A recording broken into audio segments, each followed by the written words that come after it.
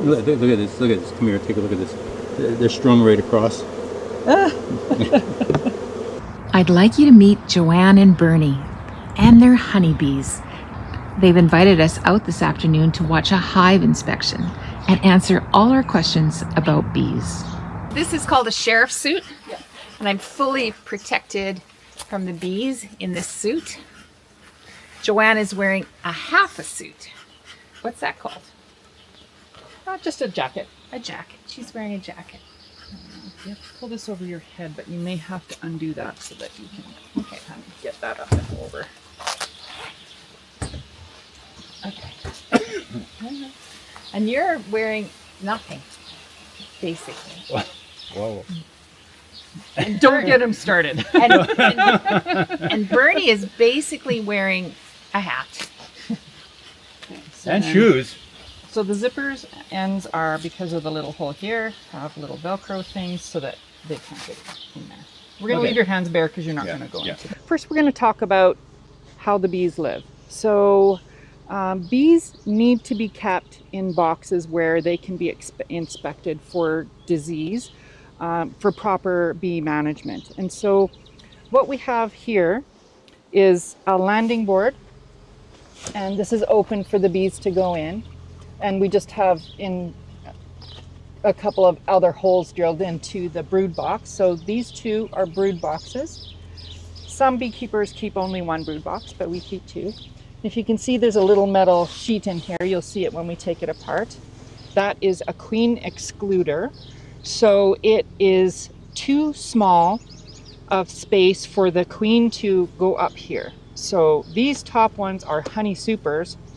So we do not want the queen to lay eggs in the honey supers because we go to spin them out and there will be brood in them, and we don't want to hurt the brood, and we don't want brood in the honey, so it's better to keep them apart. So you'll see just the flow of the bees coming and going. When there is a lot of honey, you will see lines of bees down on the bottom here facing into the hive, just beating their wings.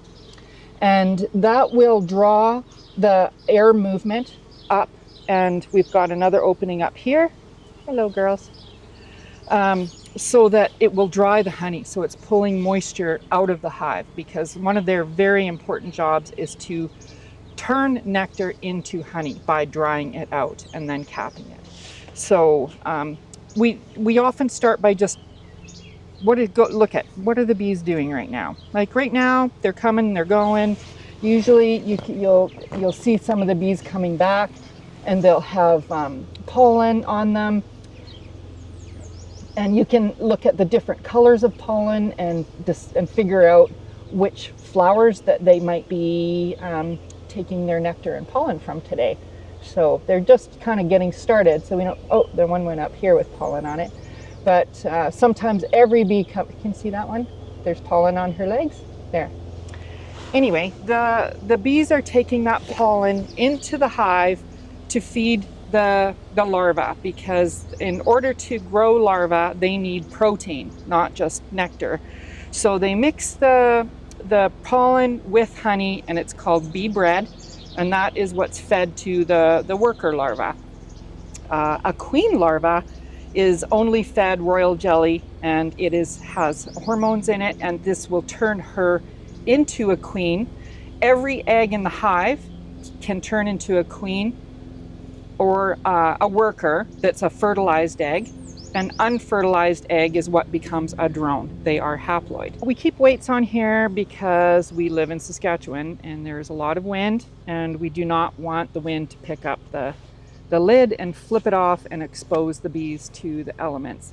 Now, pretty quickly after putting this on, they will apply propolis, which is their glue that holds everything together, which is why we need our hive tool here to pry off the lid so that we can get in there. So we're going to take this off first. This is a smoker. And it helps to keep the bees calm through the whole process. And one of the important things that smoke does that people don't realize is that it hides the pheromones that and the alarm pheromone that the guard bees will emit when they're telling everybody there's an intruder, get your stingers out and let's go. So we keep them calm. We don't let that communication happen. If you're stung, that will release a lot of alarm pheromones, so you need to smoke that spot and cover that up, or it'll actually target other bees to that location. We don't want to squeeze it, we just want to pull it off with your nail. And then we need to smoke that spot. On our very first, so you can hear that crack as it separates. I can see that little glue in the seam there. Yes, yeah, you can see that up there. So these guys, they don't need too much, just a tiny bit. And so we'll take the lid off and just set it to the side. I'm gonna need my Bernie bear here. Bernie's the muscles, and he's going to come in here and remove this. And you can see Bernie doesn't have any protective equipment on today. Tape, I got tape around my pants. Yeah. And at this time of year, when you handle them calmly, we've experienced very little aggression from the bees. Yeah, that's nothing. Mainly, you just want to make sure you always protect your eyes. Oh, so this is what you were referencing when you talked about Yes. the metal that keeps the queen from going through. The queen excluder, yeah.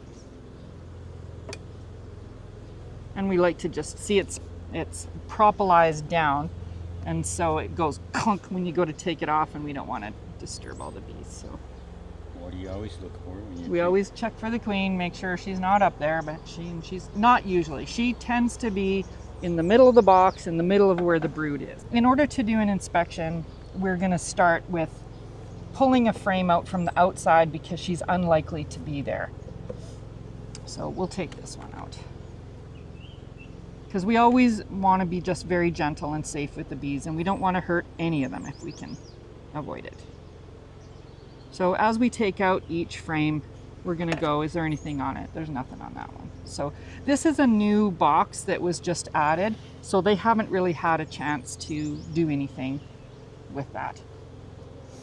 They're starting to make the comb. Yeah, they're drawing out the comb. The bees, of course, make these little wax cells, and only the nurse bees, so they are bees under 3 weeks old, have the ability to secrete wax. Once they become field bees, they lose that ability. Wow, that's fascinating.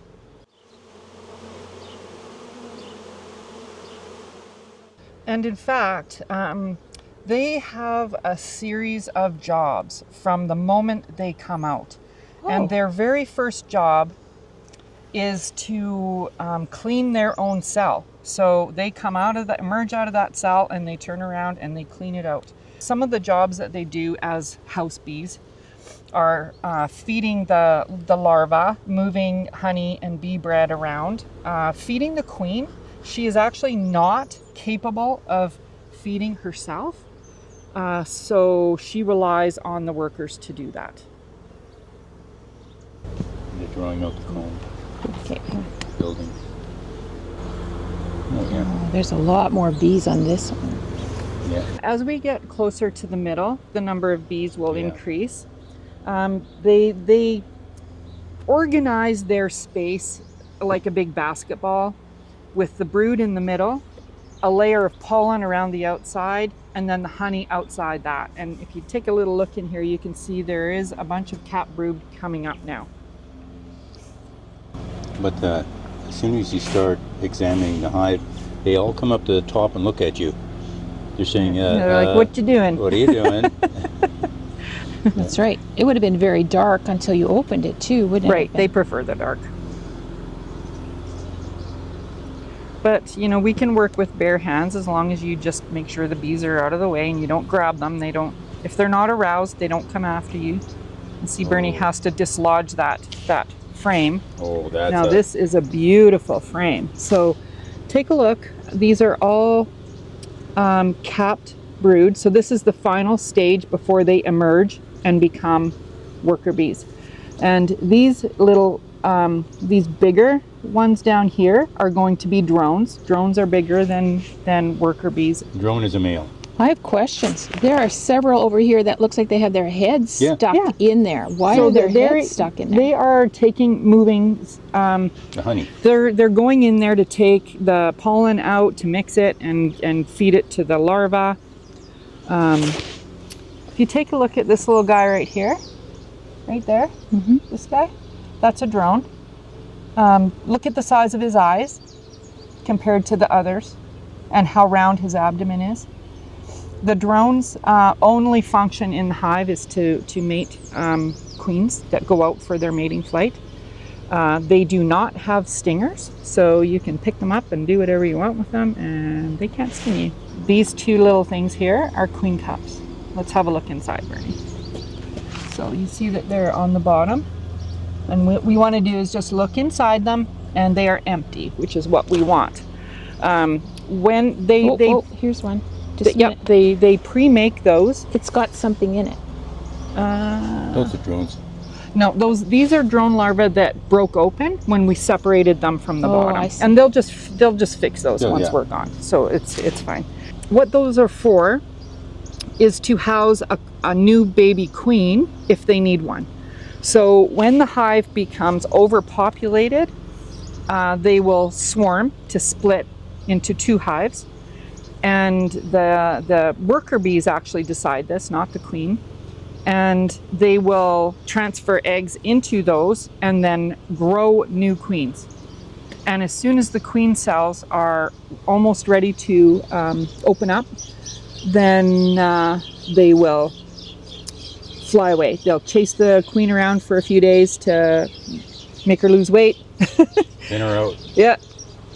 And then away they go. Take that. Look at the queen cup on the side. There's one in the middle there. Nothing. This population, and there's, you can see one with pollen on it. They don't have enough bees in here yet to want to swarm. But this is one of the very important jobs that we do on a weekly inspection. This is why we have to go in here. What will happen if they swarm? You lose half your bees for one thing, and your queen, and it takes them a month to get a new laying queen again. So it costs the whole hive community, but also a real downside is that the swarm could end up in somebody else's soffit or wall of their house. And if they establish a colony there, they will fill up a whole area between the studs, and the honey in there will end up rotting, and it actually causes destruction of someone else's property. So it's our responsibility as a beekeeper to make sure that that doesn't happen, to manage your bees properly. Okay. This is one of the things that you need to talk about, because a lot of times people think, oh, I want to get a colony of bees, I'm just going to let them do what they want. And you really shouldn't do that, because it hurts other bees.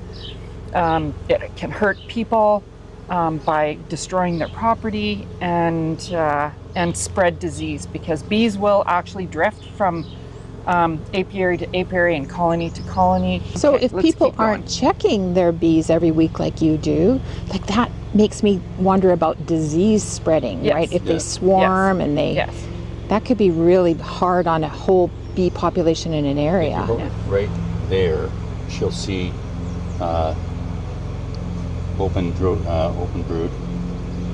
So if you go and look Yes. into the open cells, It looks like little shrimp. little shrimpies in there, those are little larvae that are being raised.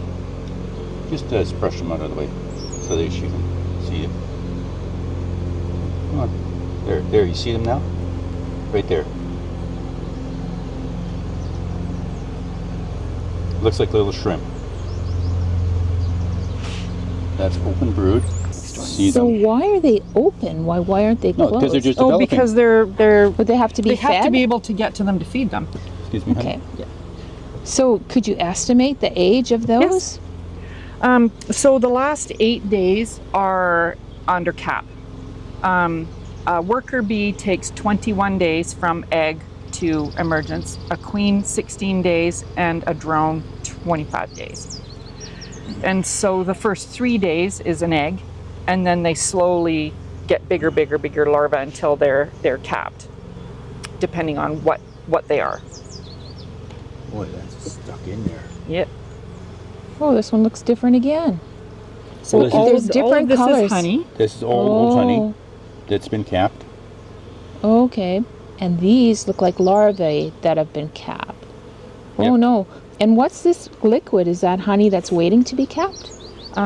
That's probably uncapped honey. I can't see it from here. Yeah. But yes, that's uncapped honey. Wow. And it doesn't fall out when you turn it over? There's a perfect shot of the Oh, yes. open brood. Okay, move it over to the sunshine. Let's get into the sun here.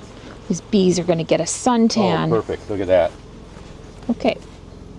So here's a great shot of those. Okay, here's a great shot of the larvae at the bottom of each cell. They haven't been capped yet. They're only capped in the last 8 days. And keep your camera where it is. Those are eggs in the bottom. Those little dots, those little white dots. They're very tiny and shaped like a rice grain. Wow. Can you see them? Yes. Wow. So when we're doing an inspection, it's nice to see the queen, but we don't always have to. If we see eggs, then we know that there is a laying queen and she has been here within the last 3 days, right? Because we know. And honey. How many eggs do a queen lay a day? A good queen will lay 2,000 eggs a day. Wow. 2,000. 2,000 eggs in a day. So Every they will day. start the colony in the spring with about 30,000 bees and grow to about 90,000 at the peak of the summer. Wow. It's a lot of bees. No wonder she has to eat royal jelly. Yes, that's right. Exactly. It's a busy job, my lord. She's popping in babies in here. There's your eggs and open brood. Look at that. Lots of open brood. So it's typical for the center to have the oldest because she starts there and she goes in a circle like that. And so as you get closer to the edge, you'll find the eggs. And the middle will have all of the capped brood. Right up top, you'll see open brood. All Right. these are bigger larvae that are going to be capped soon. Oh, okay. Here's another stage of this larvae. They're larger and they're going to be capped soon. They show up really well on the camera. Okay. Super. So I'll Alright, pop the so- box up. Now, do you want to take your mite test here? Off of these? Well, you know the queen's not here. Yeah, that's right. We'll take some. How do you know she's not there? Because you'd see her? Oh, Is yeah. she giant? Well, she's quite a bit bigger and she's marked. She's bigger and she's marked with a blue dot. This is the sad part about testing bees.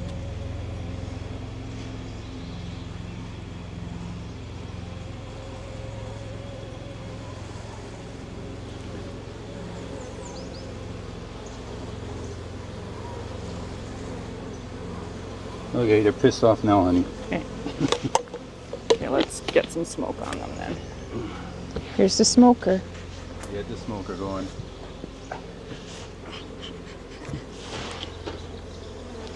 Now remember that smoker is actually just hiding the scent of the bees that are angry.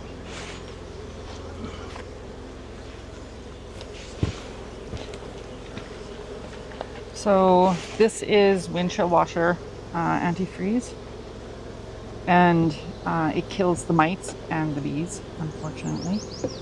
So the mites fall off the bees, and then we can see them.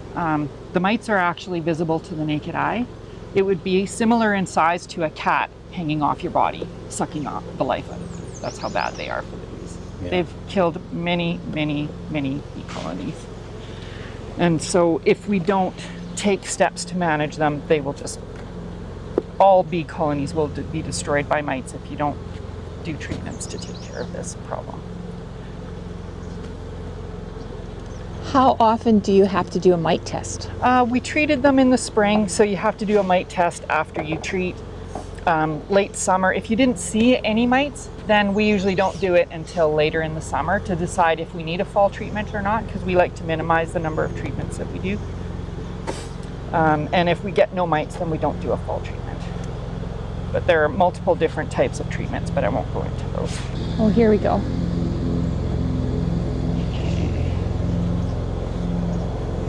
That is a pretty clean sample. Yeah, I do not see. They're round little oval things, kind of about the size of that little dot thing, but there are none in there. Yay! Treatment was successful. Yay! So we have a healthy hive. JoAnn, how could they get mites? Like Bee drift, so they can drop mites out on flowers, and then the next bee comes in and they pick it up. The drones are actually free to roam into other colonies, and so any colony will let drones in, and they may be covered with mites, and then they spread to all the rest of them. Their habits are not very good for bees. So all these, actually one other thing that we can do to look for mites, the mites prefer the drones because they're under the cap for a longer period of time, and it allows the mites to reproduce more mites. And so you would be able to see them as little red-brown dots on the larva, and there are none on there. Are those drone larvae? Those are all drone larvae. All the worker larvae is down on the frames, and they build the drones in between and wherever they can put them. See, they're all kind of looking at us, so we're going to give them just a gentle little smoke to turn them around.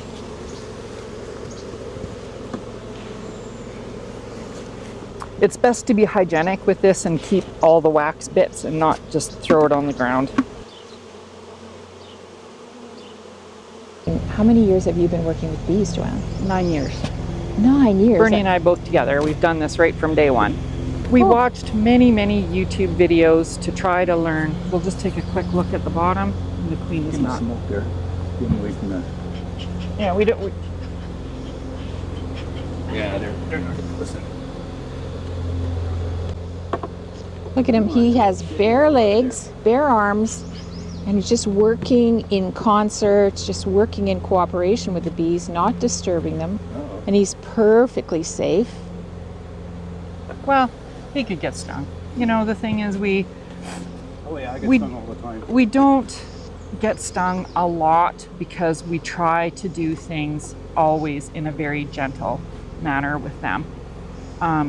It's unavoidable for them to have some losses, but you can really minimize it by being very slow. That's the other thing, is bees don't like fast movement. So when people start swinging their arms and swatting at their head, it's actually calling all the other bees over. So it's a bad idea. So it's best to very calmly and quickly walk away if you've got aroused bees around you. So don't try and scare them with your hands? Yeah, they're attracted to fast movement. And even when you're doing an inspection, if you move your hand too quickly across the frames, you can incite a bee to sting you doing that. And so pretend you're doing yoga when you're doing a bee inspection, and you're just very slow, gentle, quiet movements is the best way to manage them. Wow. Even when you're turning the frame over to look at one side or another, do it slowly. That's a drone, and it is like almost twice the size. You can see his eyes, Yeah. Oh yeah. and like I said, they don't have a stinger, so you can pick them up and do what you want with them. So without a drone, you don't have any kind of fertility Correct. in a hive. So So they're important. yes, so when a queen emerges, she has to just stay in the hive for 3-4 days. And then she needs to go out on a mating flight and get back to the same hive that she left. Oh, that's a big risk. So yeah, it is. So sometimes it doesn't work. So she needs to orient to her hive before she leaves to just remember her address and That's get right. back home after her late night. That's Yes, the drone. That's a drone. Yeah. What a difference in size, eh? It's just so Well, hopefully big. we can find them. So he Queen? must eat so much more than the other bees. Like, do the bees eat at all? Oh, I suppose. Yes, they all eat. They need the honey for energy. So you need the pollen for protein for larvae to grow and develop. But after that, all they need is sugar for their all the energy they need to expend to do what they do. Yeah, I'm asking, worker bees, do they have a sex? They're female. They're all female. So very few males in a hive at all. Like, how many drones do you think there are? Well, you could see the number of drone larvae that were in between, so they're there. I don't know, it's a percentage, but Well, that's a really good question. So we saw a dozen larvae a minute ago, but there's a lot more bees, so it would be a very small percentage. Like, yes. how many bees I think you said already, how many bees do you think you have right now? They normally start with 30,000 and go up to 90,000. Yeah. I remember you saying that, but thank you for repeating, because I think it's important at this stage. Oh, look at those. Those are different again, those bigger end caps. What are those? Are those, do you see how it goes over the edge? The bigger cells are the drones. Those are drones. That's a lot of drones. Because you can see, since they are physically bigger, they need a bigger cell. Sure. And so I have another question. When the queen is flying around on her mating voyage, Yeah. Is there some kind of hormone or pheromone that alerts yes. the drones? Yes. So that's what her job is, to secrete pheromones for attracting the males and to result in the cohesiveness of the group. So when they have a swarm, that's how they all stay together wherever they're going. So the drones kind of swarm with the female as she's leaving? Yeah, they have, they create quote unquote mating areas where up in the sky, they'll have an area where queens and drones would congregate. And a queen is a good mating would be over 20 matings with drones. And then that's it. That's all the sperm for her life. She carries it with her. A queen can live up to 7 years. Generally not that long in our climate. We wouldn't keep them more than 3 years, but they live multiple years, whereas all of the workers only live for a much shorter time. Like in the summer, they live for 6 weeks, and in the winter, they live for 6 months, because they just stay in the hive and beat their wings and generate heat to keep the queen alive. That's their only job, the winter bees, is to keep that queen through till the next spring, and then she can pick up and take off with laying again and make the new generation.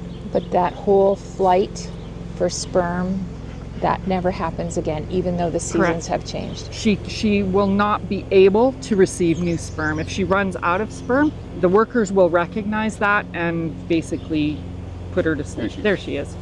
You can see the one with the blue dot. Is. And there, with the blue dot, that's our queen. Oh, you can just barely see her going in and out of the worker bees.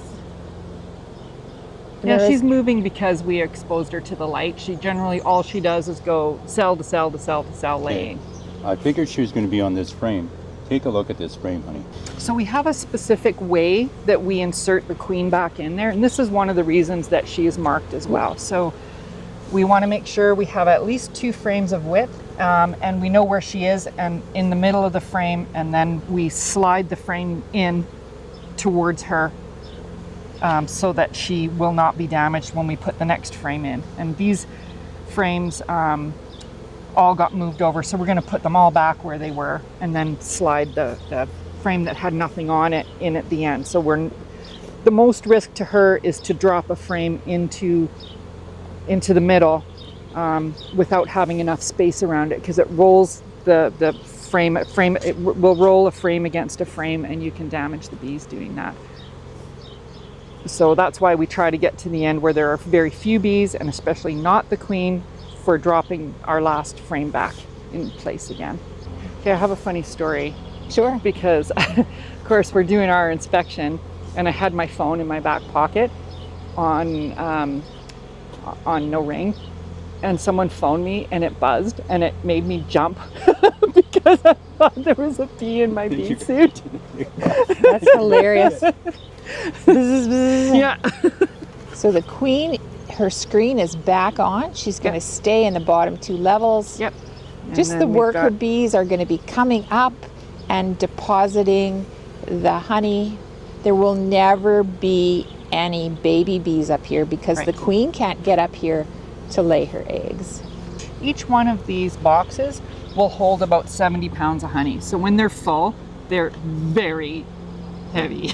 Wow. 70 pounds of honey. Yeah, and when there is a very sudden nectar flow, like when we do have lots of bees in the spring, you can look around you and you see all these carriganas. When they bloom all at once, they will fill one of these in a week, 1 week, with honey, like the whole thing full. So it's like having any kind of other animals. You can't just leave them alone. You have to stay involved. Yes. How much honey does one bee produce in its lifespan? I can't believe a quarter or half a teaspoon. I think it's a quarter teaspoon in its life. Wow. And that's And it. yet they'll fill up 70 pounds. Yeah, so the amount of work they do is just unfathomable. If you look behind you over here, this is a brome and alfalfa field, and the alfalfa is just starting to bloom now. So we're expecting a nice flow of alfalfa honey right away here. Alfalfa honey is very good. It is so clear and tasty, and it doesn't tend to crystallize very quickly. So it's good to keep as just runny honey instead of creamed honey. I love that runny honey. When a bee is a nurse bee, a house bee, and she is now going to become a field bee and go get honey and nectar, honey and pollen, she has to, again, check her address before she leaves home or she won't be able to get back to the same hive.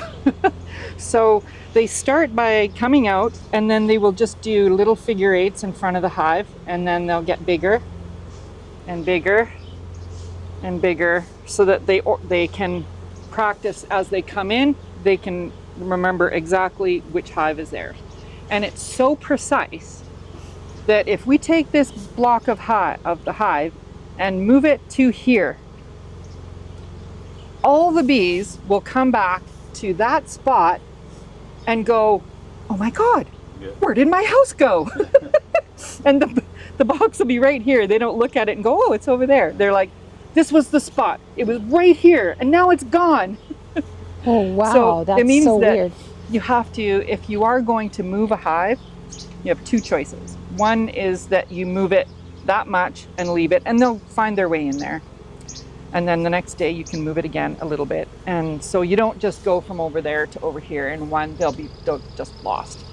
Or you have to move them more than 300 meters away, and then it forces them to completely reorient to their new home. So they'll all be in there at night.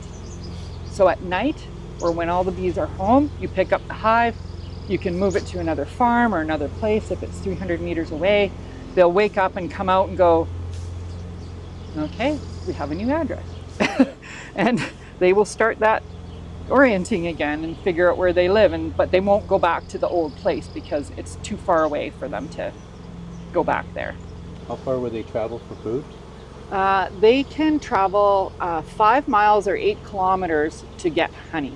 In each direction? In any direction. And so look at the number of square kilometers that these bees could cover if they need to go that far. If there isn't any honey right close to them, they'll obviously start with what's nearby.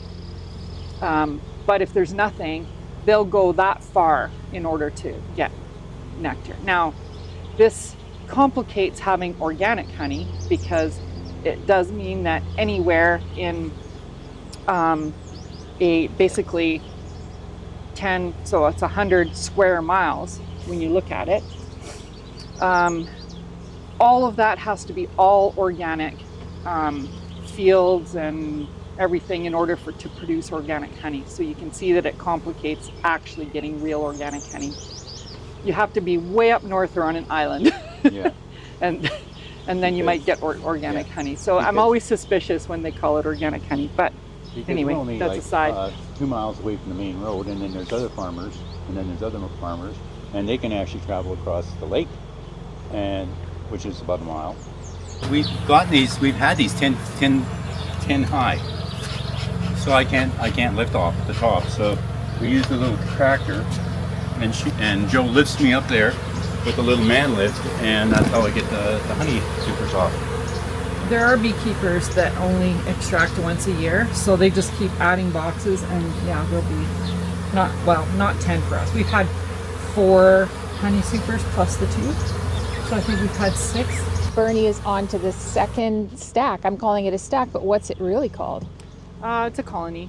So this is their own little colony, and if you remember what JoAnn just said, the bees from this colony will always orient themselves to this colony and go back into this colony. They are not going to go into the other colony, even though it's right next door. Now, I will give you an exception because there are always exceptions. Sure. And that is if you have a weak and diseased colony and lack of forage, a dearth it's called, then the bees have to go wherever necessary to get food, which might mean stealing all their neighbors' food.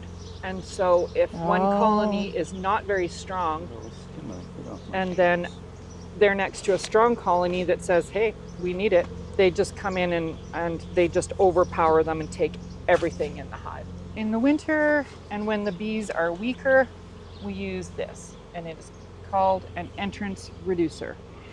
So you can see that the landing board is one side to another when you have a good strong colony. But if they're weak and we're trying to help them out, making a smaller entrance so that they only have a small area to defend, and this thing comes in different sizes, you basically just put this on here, and then they can only go through that little spot. And so it just helps them if they're trying to keep other bees out of there. We're below the queen excluder Right. on this box, so that means one of these is going to contain a queen. And based on what I learned from the other stack, the other hive, I'm betting that she's going to be closer to the center. Oh, look at that. Wow. So this is our strongest hive, so we have to pay particular attention to those little queen cups when we see them. So none of those are queen cups. So But every hole that doesn't have honey in it has got an egg in it, or look at that. They are a going concern. Good hive. yeah. I interrupted you before, and you said you needed to keep special attention in this your best producing hive. You wanted to keep track of those queen cups. Why? Because we're looking for signs of swarming, and as we talked about before, letting your bees swarm is considered irresponsible amongst beekeepers, so you need to keep a close eye on them. It still happens by accident because it can happen quickly, but if you pay attention and you do your weekly inspections, you should identify that they need more space, because they will swarm as a result of not enough space for the queen to lay. So if what we find is that all the empty comb is full of honey, it means that they're honey bound and they have no place to make babies, and that will make them swarm to go elsewhere to make a new home. So in that case, you would pull out some frames, put in brand new open frames or foundation frames that have no wax cells on them yet, and it makes them build new wax cells and gives them something to do and make new spots for the babies to grow.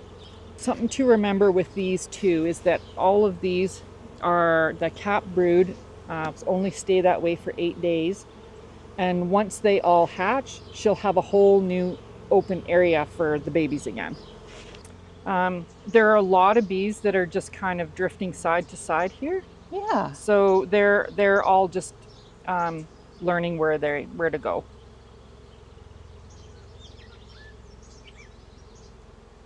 And there are just so many cool facts about bees that Hey, you people wanna find take a quick interesting. look? So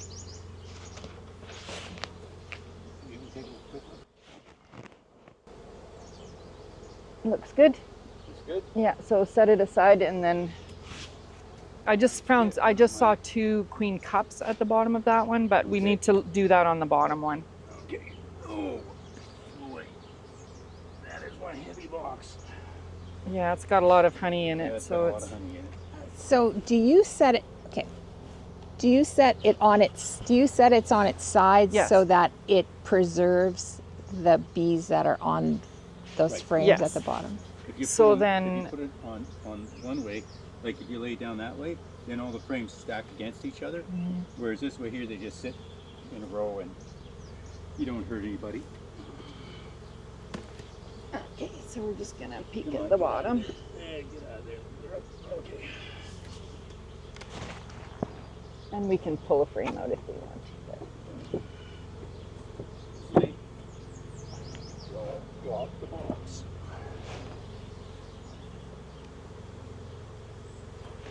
Oh boy, there are a lot of these there. You want me to pull one out? No, it looks good to me. I do not see anything hanging down there. Nothing? You want me to No, swap? put them down again. They're going to be on their way up the top right away because I You don't want me to swap boxes? no. Yeah, you're good? Yeah. Oh yeah, you chased them out the back end. Come on, girls. Come on, get out of there. Oh, I see how it sits on that little, it sits on the little stand. Yes. So that provides space for them to go underneath. And I'm moving very slowly. Holy smoker doodles, this thing is heavy. Well, it's your most productive hive. That makes a lot of sense. And there was a lot of honey on those frames. Yeah. All right, we put it back together. That one looks good. So, would you normally do a mite test now? We can. We did one as a representative sample, but I think I might try to take some from the last one because there is something new going on in that one that I can show you. Oh, come here. Me? Yeah. Okay, I'm coming. Put Okay. your camera down. Now, you are going to try to lift this up. And this is about 30 to 40% full of honey. All right, let's see if I got. What's it say? Device something. All right. Okay, so No, just a minute. It's got a message for me. I don't know. It's device overheated. Screen will disable in 3 seconds. That's okay. In the shade you go. You're grounded. Let's put a little bit in the shade. So they can go 4 miles on the other side of the lake. So I mean, Yeah. they travel wherever they find food. Yeah. But I mean, one of the reasons we've done so well with the amount of honey here is because very close to us is a lot of forage. And that's actually the secret more than the bees themselves. Like, yes, there are breeds of bees that are better at and faster at collecting honey, including the Africanized, really aggressive bees. They produce a lot of honey. But the average for Saskatchewan is 200 pounds per colony for the summer. But we have had over 400 pounds per colony. 1 year with just 4 colonies, we got 1,600 pounds of honey, if you can believe it. It's just ridiculous. We had 5-gallon pails of honey everywhere. Yeah. Wow. So, a lot. Do you set it on its sides so that it preserves the bees that are on those frames at the bottom? If you put it on one way, like if you lay it down that way, then all the frames stack against each other. Whereas this way here, they just sit in a row and you don't hurt anybody. Okay, so this is about 30 to 40% full, maybe even less than that. Now just here. Always check the handle and for here. bees. Yeah, I always check to make sure there's no bee in there. Okay, now over here. Now just try to lift it. Okay, put it down. So now that's about 30 to 40%. I think more like 30%. So when they're full, just think of that a little over twice the weight full of honey, and it's a chore. Now that one there is almost empty, and here I'll let you lift that one too. That was about 30 pounds of honey. Yeah. This one is quite a bit lighter. That 30 pounds was heavy. Yeah. Okay. So now you can just grab it the side. No, the bees side. are all over this side. Yeah, because you don't want to grab the side. I'm gonna take the weight off. Oh, this is much lighter. Yeah, isn't it though? Yeah. This is quite a bit lighter. Yeah. So as they fill up, I got it. As they fill, they'll just it gets heavier and heavier and heavier, and pretty soon we need the tractor to help me lift it off the hives. So here's maybe an interesting shot, is take a look at here, all the different types of pollen that there are on there. So there is a color chart for pollen that shows all the different flowers and what color of pollen they produce. It's called having shotgun brood, where when you go and you look at an area that's got all capped brood, that it's very just like a shotgun would be. Instead of that nice smooth, one end to the other is all caps. If there are a whole bunch of holes all the way through it, that's not normal. Check this out. Yeah, that looks good. Lots of little babies. Right to the corners. And we got eggs all the way on this side, so that's good. Yeah, right to the corners. Oh yeah. No sign of any disease or anything. Yeah, looks good. And she is laid right to the edges. She is every hole right to the edge. Good. So she's a good queen. Huh?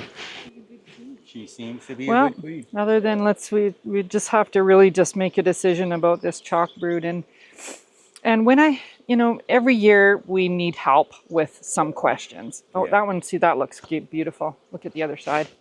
Just looking here, yeah, she's right. Oh, it's completely full, honey. She is laying them right corner to corner. Whenever I have a question that needs to be answered, I go to my guru, which is Andrew Hamilton. He is a 4th generation beekeeper just north of Regina off of Highway 6. And so he was the original source of our bees.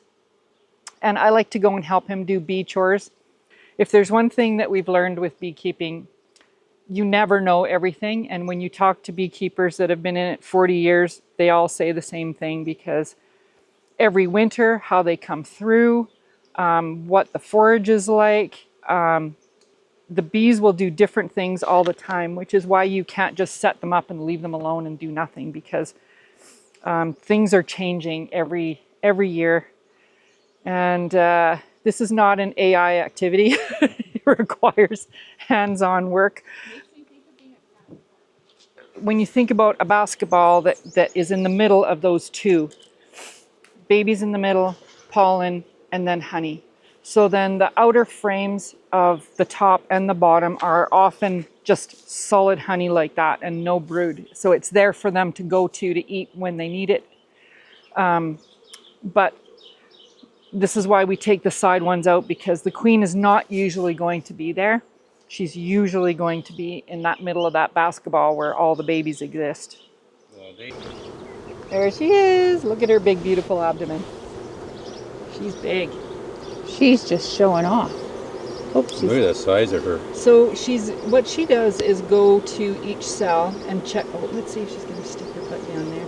She checks with her thorax the size of the hole, and if it's a worker-sized one, she lays a fertilized egg.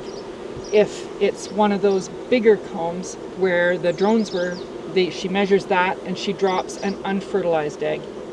I just find that amazing. Mm-hmm. That she can choose a fertilized egg or a non-fertilized egg depending on what it needs to be. See, she's just sticking her heads in the hole. Here, see? Yes. That'd be great if she decides to go down and lay an egg. Actually, what we should be looking... There you see? Sticks her head down the hole. Okay.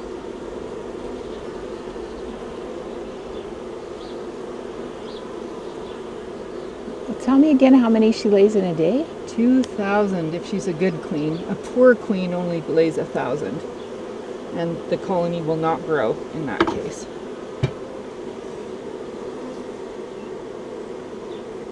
Okay, turn that over. Let's look at the other side. One of the things we haven't found yet is a baby emerging, and usually you can find those quite easily. So let's see if we can find a baby coming in, because that's always fun.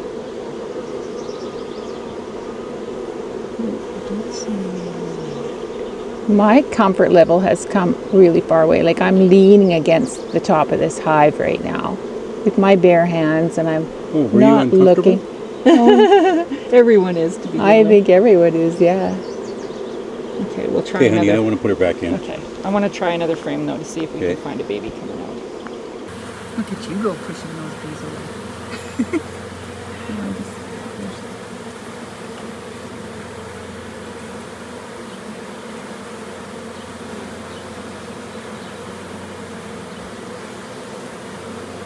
I think she's camera shy.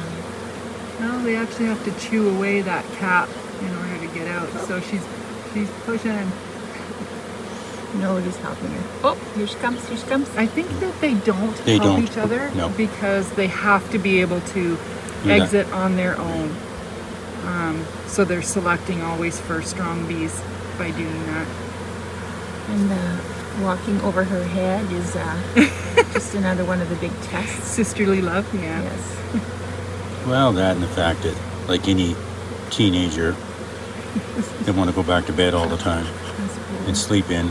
Yeah, you're trying to get out and your sisters are walking on your head.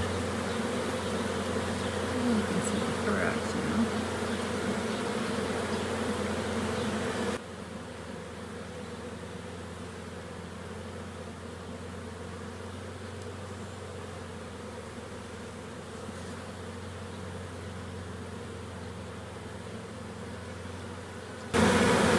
Look at this one over here working on her cell.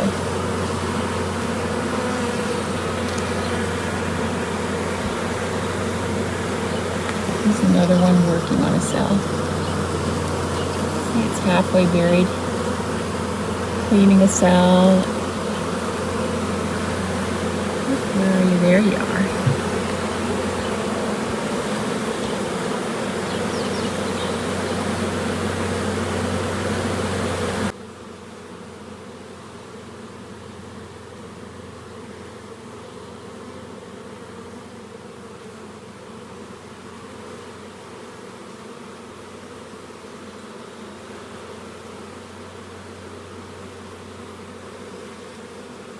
Thank you very much, JoAnn and Bernie. I loved learning all about the bees and the stories about the bees and how to care for them. And I used to think honey was from the grocery store, and obviously it's not. It's so much more. Like, you call them your pets, and I can tell how much affection you have for them. Your little worker bees, your queen bees, even your drone bees. Every one of them has got a place. We definitely love them, and it's our pleasure to spread some knowledge and really interesting facts about bees, because boy, they are super interesting little creatures, hardworking. And if you love videos like this, I have a couple of suggestions for you. Just click the link and I'll see you there.